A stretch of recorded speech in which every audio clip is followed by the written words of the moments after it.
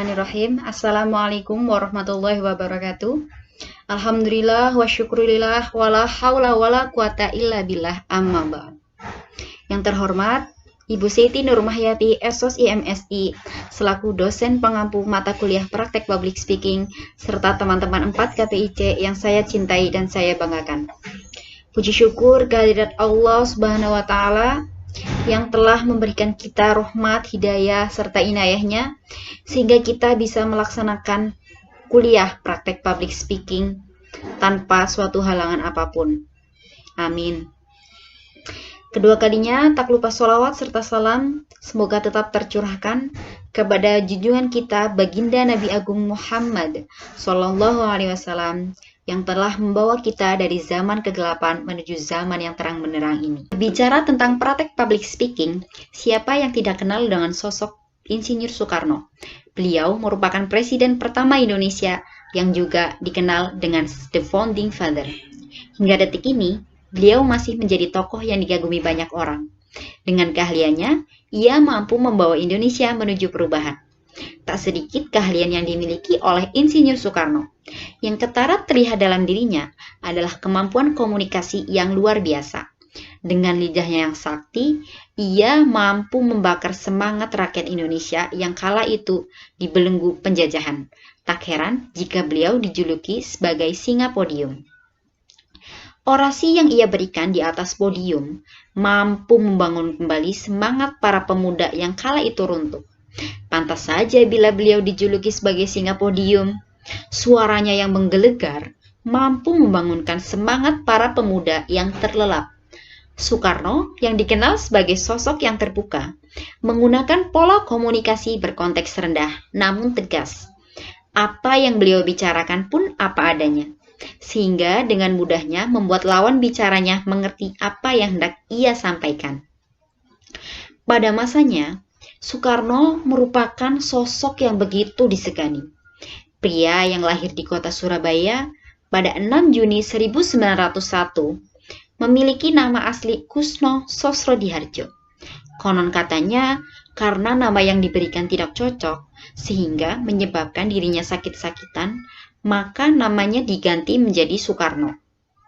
Soekarno lahir dari pasangan Raden Sukemi Sosrodihardjo dan Ida Ayu Nyoman-Rai.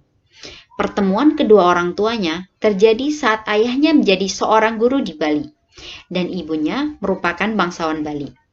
Sejarah mencatat bahwa semasa kecilnya ia tidak pernah tinggal bersama orang tuanya di Blitar, melainkan bersama kakeknya yang bernama Raden Hanjokrokusumo di Tulung Agung, Jawa Timur. Ia bahkan sempat bersekolah di sana, hingga kemudian ikut pindah bersama orang tuanya ke Mojokerto.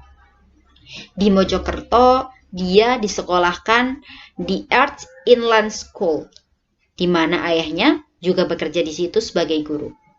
Namun pada tahun 1911, ia dipindahkan ke Europe Lad School, yang setingkat dengan sekolah dasar, dan dipersiapkan masuk ke Hogere Burger School di Surabaya. Setelah tamat dan kemudian bersekolah di HBS, Soekarno kemudian tinggal di rumah Haji Umar Said Cokro Aminoto atau HOS Cokro Aminoto yang merupakan kawan dari ayahnya. Setelah melalui berbagai macam rangkaian pendidikan, ia tumbuh menjadi pribadi yang cerdas, tangguh, dan memiliki ketertarikan yang begitu tinggi dalam dunia perpolitikan.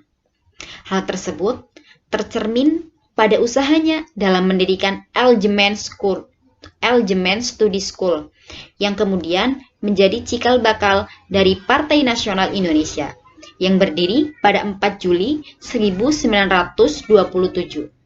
Disinilah Soekarno mengamalkan mersenisme yang selama ini ia pelajari, dengan menyisipkan tujuan berdirinya partai agar bangsa Indonesia bisa melepaskan diri dari merdeka dari jajahan Belanda. Dari keberanian Soekarno ini, kemudian pemerintah kolonial Belanda menangkapnya di Yogyakarta dan memasukkannya ke penjara Bancai di Bandung. Kemudian Pada tahun 1930, Soekarno dipindahkan ke penjara Sukamiskin. Dalam penjara ini, semua kebutuhan hidupnya berasal dari istrinya, Inggit Ganarsih, yang dinikahi Soekarno pada 1923 setelah ia menceraikan Siti Utari. Berdasarkan beberapa sumber, Soekarno dikenal sebagai tahanan yang mampu mempengaruhi orang lain dalam tahanan agar dapat berpikir dengan bebas dan merdeka. Maka dari itu, ia dianggap sebagai sosok yang berbahaya.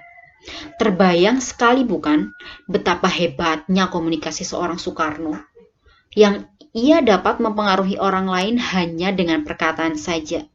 Dengan ditempatkan dirinya di dalam penjara, ia tak kehabisan akal. Ia berpikir cerdas dan memanfaatkan potensi yang ada dalam dirinya. Ia mencari kabar tentang keadaan negaranya dengan cara menjadikan telur asin sebagai media untuk berkomunikasi. Dengan menyuruh istrinya untuk memberikan tanda yang sudah ditetapkan olehnya sebagai kode dari istrinya tentang keadaan negara Indonesia saat ditinggalkan oleh Soekarno.